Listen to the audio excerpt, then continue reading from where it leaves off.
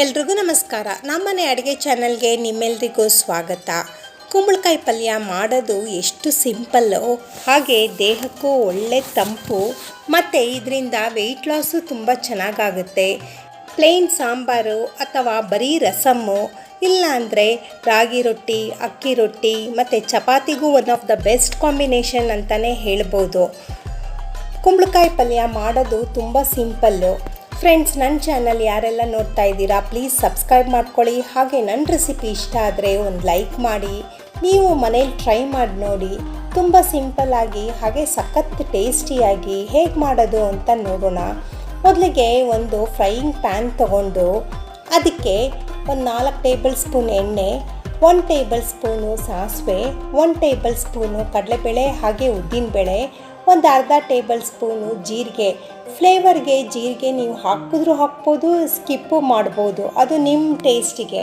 ನಂತರ 1-2 ಎಸಳು ಕರಿಬೇವು, ಸಣ್ಣಗೆ ಉದ್ದಕ್ಕೆ ಹೆಚ್ಕೊಂಡಿರೋ ಅಂಥ 4-5 ಹಸಿಮೆಣಸಿನ್ಕಾಯಿ ಎಲ್ಲನೂ ಹಾಕ್ಬಿಟ್ಟು ಸ್ವಲ್ಪ ಫ್ರೈ ಮಾಡ್ಕೊಳ್ಳಿ. ನಂತರ ಒಂದು ದಪ್ಪ ಈರುಳ್ಳಿ ಮೀಡಿಯಮ್ ಸೈಜಲ್ಲಿ ಕಟ್ ಮಾಡ್ಕೊಳ್ಳಿ, ಅದನ್ನು ಸಹ ಹಾಕ್ಬಿಟ್ಟು ನೀಟಾಗಿ ಫ್ರೈ ಮಾಡ್ಕೊಳ್ಳಿ. ತುಂಬ ಜಾಸ್ತಿ ಫ್ರೈ ಮಾಡೋಕ್ಕೆ ಹೋಗಬೇಡಿ, ಈರುಳ್ಳಿ ಕ್ರಂಚಿನೆಸ್ ಹೋಗಿಬಿಡುತ್ತೆ. ನಂತರ ಒಂದು 1/4 ಟೇಬಲ್ ಸ್ಪೂನು ಶುಂಠಿ ಬೆಳ್ಳುಳ್ಳಿ ಪೇಸ್ಟು, ನಿಮ್ಮ ಫ್ಲೇವರ್ ಸ್ಪೈಸಿ ಆಗಬೇಕು ಅಂದರೆ ಆ್ಯಡ್ ಮಾಡ್ಕೊಳ್ಳಿ. ನಂತರ ಇಲ್ಲಿ ಕುಂಬಳಕಾಯಿ ನಾನು ಕಟ್ ಮಾಡಿ ಇಟ್ಕೊಂಡಿದ್ದೆ, ಅದನ್ನು ಸಹ ಹಾಕ್ಬಿಟ್ಟು ನೀಟಾಗಿ ಒಗ್ಗರಣೆಗೆ ಹೊಂದ್ಕೊಳ್ಳೋ ಥರ ಮಿಕ್ಸ್ ಮಾಡಿ. ನಂತರ ನಿಮ್ಮ ರುಚಿಗೆ ತಕ್ಕಷ್ಟು ಉಪ್ಪು ಸಹ ಹಾಕಿ. ಇಲ್ಲಿ ಸ್ಪೈಸಿ ಬೇಕು ಅಂತ ನಾನೊಂದು 1/4 ಟೇಬಲ್ ಸ್ಪೂನು ಗರಂ ಮಸಾಲ ಹಾಕ್ತಾಯಿದ್ದೀನಿ. ಚೆನ್ನಾಗಿರುತ್ತೆ ಸ್ಪೈಸಿಯಾಗಿದ್ದರೆ, ಯಾಕಂದರೆ ಇವಾಗ ಮಳೆಗಾಲ ಎಲ್ಲ ಶುರು ಆಯಿತು. ಸ್ವಲ್ಪ ನಾಲ್ಗೆಗೆ ರುಚಿಯಾಗಿ ಚೆನ್ನಾಗಿದ್ದರೆ ತಿನ್ನೋದಕ್ಕೂ ಚೆನ್ನಾಗಿ ಅನಿಸುತ್ತೆ. ಹಾಗೆ ಬೇಯೋ ಕನ್ಸಿಸ್ಟೆನ್ಸಿಗೆ ಎಷ್ಟು ನೀರು ಬೇಕೋ ಅಷ್ಟು ನೀರು ಹಾಕ್ಬಿಟ್ಟು ಲಿಡ್ಡು ಮುಚ್ಚಿಡಿ. ಮತ್ತು ಇಲ್ಲಿ ಫ್ಲೇಮು ಲೋ ಮಾಡ್ಕೊಳ್ಳಿ. ಲಿಡ್ ಮುಚ್ಚಿಬಿಟ್ಟು ಒಂದು 10 ನಿಮಿಷ ನಂತರ ಚೆಕ್ ಮಾಡಿ. ತಳ ಹಿಡಿಯೋ ಚಾನ್ಸಸ್ ಇರುತ್ತೆ. ಇನ್ನೊಂದು ಸ್ವಲ್ಪ ನೀರು ಬೇಕು ಅನಿಸಿದ್ರೆ ನೀರು ಹಾಕಿ. ನನಗಿಲ್ಲಿ ಬೇಕು ಅನ್ನಿಸ್ತಾ ಇದೆ, ಸೊ ಅದಕ್ಕೆ ನಾನು ಇನ್ನೊಂದು ಸ್ವಲ್ಪ ನೀರು ಹಾಕ್ತಾಯಿದ್ದೀನಿ. ನೀರು ಹಾಕ್ಬಿಟ್ಟು ಇನ್ನೂ ಒಂದು 10 ನಿಮಿಷ ಲಿಡ್ ಮುಚ್ಚಿಡಿ.